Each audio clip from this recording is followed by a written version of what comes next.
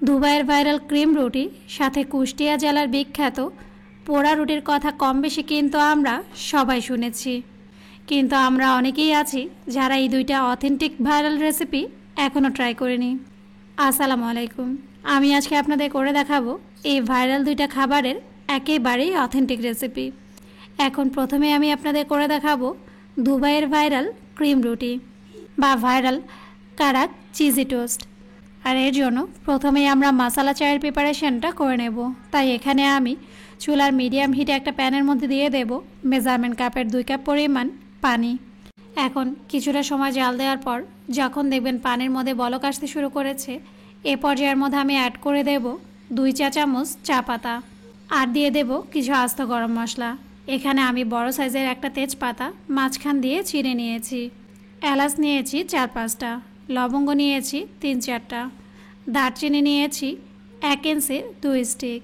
এখন এই সবগুলো উপকরণ খুব ভালোভাবে একসাথে নেড়ে চেড়ে দেব চুলার মিডিয়াম হিটে 3 থেকে 4 মিনিটের জন্য। তবে অবশ্যই মাঝে 2 থেকে 3 বার ঢাকনা তুলে চাটা একটু নেড়ে চেড়ে দেবেন, যেন চা পাতাটা বলক এসে উপরে উঠে না যায়। দেখুন 4 মিনিট পর চা পাতার খুব সুন্দর একটা লিকার কিন্তু তৈরি হয়ে গেছে। এখন এই চায়ের লিকারের মধ্যে আমি অ্যাড করে দেব মেজারমেন্ট কাপের 2 কাপ পরিমাণ লিকুইড গরুর দুধ। আর এই দুধটা কিন্তু আমি আগে থেকে চুলায় জাল করে নিয়েছি। 3 চা চামচ চিনি, তবে মিষ্টিটা আপনারা স্বাদ অনুসারেই ব্যবহার করবেন। এখন এই সবগুলো উপকরণ আবারও খুব ভালোভাবে একসাথে মিশিয়ে নিয়ে প্যানে ঢাকনা দিয়ে দেব চুলার লো মিডিয়াম হিটে, যতক্ষণ না পর্যন্ত চায়ের মধ্যে একটা বলক চলে আসে। দেখুন আবারও 2 থেকে 3 মিনিট জাল করে নেওয়ার পর চায়ের মধ্যে কিন্তু বলক চলে এসেছে।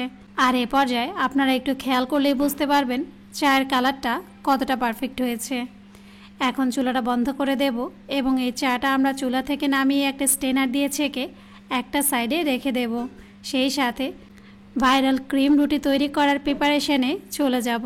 এর জন্য এখানে আমি 2 পিস একেবারেই ফ্রেশ স্যান্ডউইচ ব্রেড নিয়ে নিয়েছি। এখন একটা ব্রেড একটা সাইডে সরিয়ে রেখে আরেকটা ব্রেডের মধ্যে আমি দিয়ে দেব 2 থেকে 3 টেবিল চামচ পরিমাণ ক্রিম চিজ। এরপর একটা নাইফ অথবা চামচ দিয়ে ব্রেডের 4 ধারে সমানভাবে ক্রিম চিজটা আমরা স্প্রেড করে দেব এবং ওপর থেকে আরেক স্লাইস পাউরুটি দিয়ে হালকা হাতে প্রেস করে নেব। সব শেষে আগে থেকে যে গরম গরম মশলা চাটা তৈরি করে রেখেছিলাম একটা গর্তওয়ালা চামচ দিয়ে সেখান থেকে অর্ধেকটা পরিমাণ চা এই ক্রিম চিজের স্যান্ডউইচ ব্রেডের ওপর দিয়ে দেব। আর এক্ষেত্রে অবশ্যই খেয়াল রাখবেন ব্রেডের 4 ধারেই যেন সমানভাবে চাটা ছড়িয়ে পড়ে। দেখুন এরই সাথেই কিন্তু তৈরি হয়ে গেছে একেবারেই সহজভাবে ঘরোয়া উপকরণে তৈরি দুবাইয়ের ভাইরাল ক্রিম রুটি। তো আপনারা কিন্তু অবশ্যই দুর্দান্ত স্বাদের এই ক্রিম রুটিটা বাসায় ট্রাই করে দেখবেন, ইনশাল্লাহ স্বাদে নিরাশ হবেন না।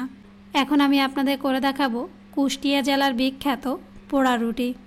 আর এর জন্য এখানে আমি যে বার্গার বানগুলো বাজারে কিনতে পাওয়া যায় সেরকমই একটা বান নিয়ে নিয়েছি।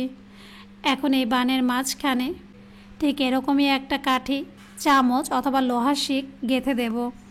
এরপর বানের ওপরে আগে থেকে জাল করে নেওয়া লিকুইড গরুর দুধ দিয়ে দেব, যেন বানের ভেতরে লিকুইড দুধটা ঢুকে বানটা একেবারেই নরম তুলতুলে হয়ে যায়। এরপর 1.5 চা চামচ পরিমাণ চিনি বানের ওপরের পাশে ঠিক এভাবেই ছড়িয়ে দেব। আর এক্ষেত্রে চিনির পরিমাণটা যত বেশি দেবেন বানটা কিন্তু খেতে ততটাই ভালো লাগবে। দেখুন বানের ওপরের পাশটা কিন্তু চিনি দিয়ে খুব ভালোভাবে কোট করে নেওয়া হয়ে গেছে। এখন কিন্তু পোড়া রুটিটা তৈরি করে নেওয়ার পালা। আর এক্ষেত্রে আমাদের কাছে যেহেতু কাঠকয়লার আগুন নেই, তাই চুলায় কিন্তু আমরা এই বানটা পুড়ে নেব। এর জন্য চুলার লো মিডিয়াম হিটে আগে থেকেই আমি জ্বালিয়ে নিয়েছি। এখন স্টিকটা ধরে বানটাকে আমরা 4 ধারে সমানভাবে ঘুরিয়ে ঠিক এভাবেই হালকা একটু পুড়ে নেব। তবে অবশ্যই খেয়াল রাখবেন কোনো পাশেই যেন বেশি পোড়া না হয় বানটা কিন্তু খেতে তেতো লাগবে। তাই একটু সময় আর ধৈর্য নিয়ে বানটাকে ঠিক এভাবেই 4 ধারে সমানভাবে ঘুরিয়েই কিন্তু পুড়ে নিতে হবে। আর উপরের পাশটা পোড়ালেই দেখবেন চিনিটা গলে ক্যারামেলের খুব সুন্দর একটা শক্ত প্রলেপও তৈরি হয়ে যাবে। দেখুন এরই সাথেই কিন্তু একটা পোড়া রুটি তৈরি করে নেওয়া হয়ে গেছে।